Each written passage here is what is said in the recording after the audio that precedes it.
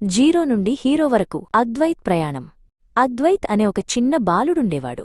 అతను ఎప్పుడూ తనను తాను చాలా తక్కువగా ఊహించుకునేవాడు.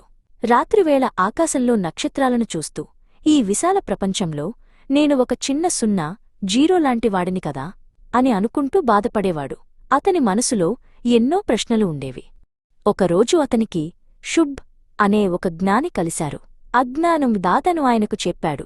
అప్పుడు శుభ్ చిరునవ్వుతో, నాయనా, నువ్వు చూసే ఈ శరీరం కేవలం ఒక కవచం మాత్రమే.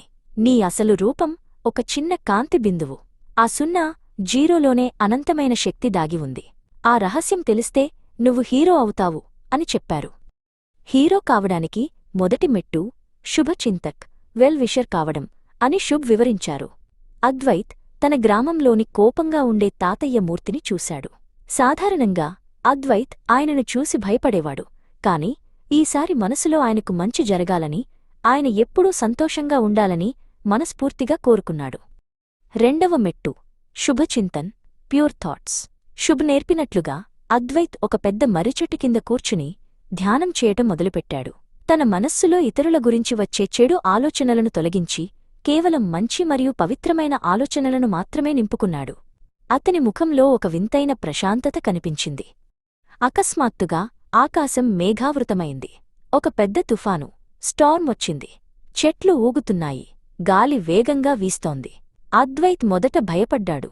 కాని శుభ్ పక్కనే నిలబడి, భయపడకు అద్వైత్, జీవితంలో వచ్చే సమస్యలు తుఫానుల్లాంటివి. వాటిని ఎలా ఎదుర్కోవాలో నేర్చుకుంటే అవి అద్భుతమైన కానుకలుగా మారుతాయి అని చెప్పారు. శుభ్ చెప్పినట్లే అద్వైత్ ఆ తుఫానును ఒక తోఫా, గిఫ్ట్లా భావించాడు. ఆ వర్షం వల్ల ఎండిపోయిన భూమి పచ్చగా మారుతుందని, కొత్త పూలు పూస్తాయని అతను గ్రహించాడు.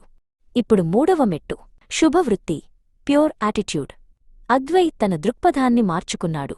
ఏ పరిస్థితి ఎదురైనా అందులో ఏదో ఒక మంచి ఉంటుందని నమ్మడం మొదలుపెట్టాడు. ఈ సానుకూల దృక్పథం అతనికి కొండంత ధైర్యాన్ని ఇచ్చింది. కష్టాలను చూసి నవ్వడం నేర్చుకున్నాడు. అద్వైత్ ఒక నీటికుంటలో తన ప్రతిబింబాన్ని చూసుకున్నాడు.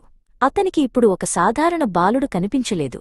తనలోని ఆ సున్నా ఆత్మ ఒక వెలుగుతున్న నక్షత్రంలా, ఒక హీరోలా కనిపించింది. తాను శరీరం కాదు, శక్తివంతుడైన ఆత్మనని అతను పూర్తిగా అర్థం చేసుకున్నాడు. అద్వైత్ ఇప్పుడు నిజమైన హీరో. అతను తన జ్ఞానంతో, ప్రేమతో అందరినీ ఉత్సాహపరుస్తున్నాడు. శుభ్ ఆయనను చూసి గర్వంగా నవ్వారు. జీరో నుండి హీరోగా మారిన అద్వైత్ ప్రయాణం అందరికీ స్ఫూర్తిదాయకంగా నిలిచింది.